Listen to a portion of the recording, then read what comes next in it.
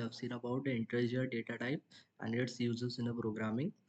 आज इस वाले ट्यूटोरियल में हमें देखना है short integers.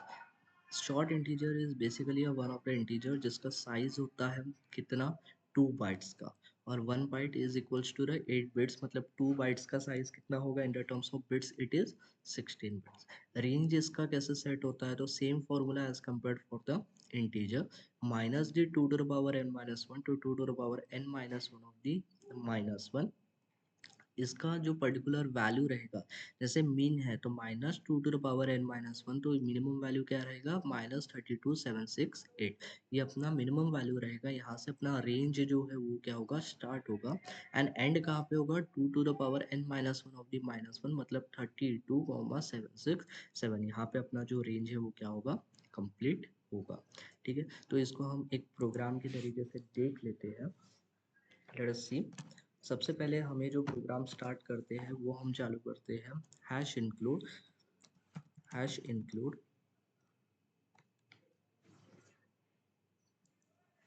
Hash include IO stream hash include sorry IO stream. इससे क्या होता है, ये हम यूज़ करते हैं input and output streams libraries के लिए. ओके, इस पर्टिकुलर लाइब्रेरी के अंडर में हम यूज़ करते हैं सी आउट और सी इन फंक्शंस, जो कि हमें इनपुट एंड आउटपुट के लिए यूजेबल होता है. Okay, then next is using namespace std. Using namespace std compiler को बताता है कि हमें स्टैंडर्ड नेमस्पेस का यूज़ करना है, जिस वजह से हम सी आउट और सी इन के लिए डबल डबल हम std::std::, नहीं यूज़ करेंगे फिर. Okay, integer of the main function. Integer of the main function, यहाँ पे मेन फंक्शंस के इसलिए यूज़ होता है क्योंकि प्रोग्रामिंग जो होता है वो स्टार्ट होता है always start by the main function. Program execution is always starts from the main function. Okay, अगर वो वैल्यू रिटर्न 0 करता है मतलब program execution is successfully and.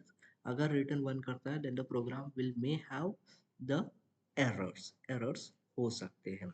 Okay, main function का रिटर्न टाइप जो है वो इंटीजर है.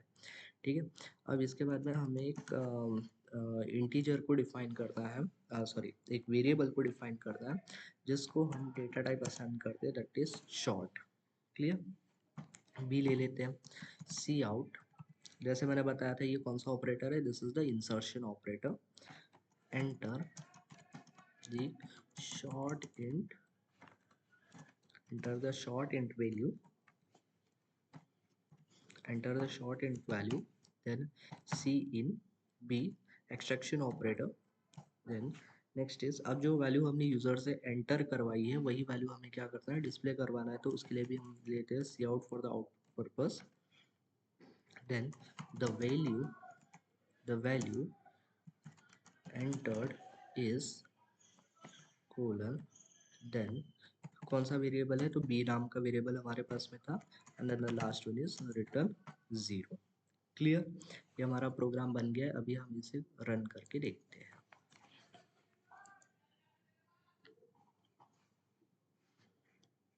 ओके, तो यहाँ पे भी अपना देखो, enter the short int value, the value entered is 0. 0 आया है मतलब क्या आया हुआ है कि हमारा जो प्रोग्राम है वो सक्सेसफुली रन हुआ है. अब हमको एक इनपुट दे करके देखते हैं. इसका जो पर्टिकुलर रेंज हमने पिछले वाले वीडियो में देखा था वो वाला था, दैट इज 32,768. ये हमारी रेंज थी. अब इसे हम रन करके देखते हैं. मैक्सिमम रेंज का जो फॉर्मूला था that is 2 to the power n-1 of the -1, तो 2 to the power n-1 का वैल्यू कितना था, दैट इज 32,768.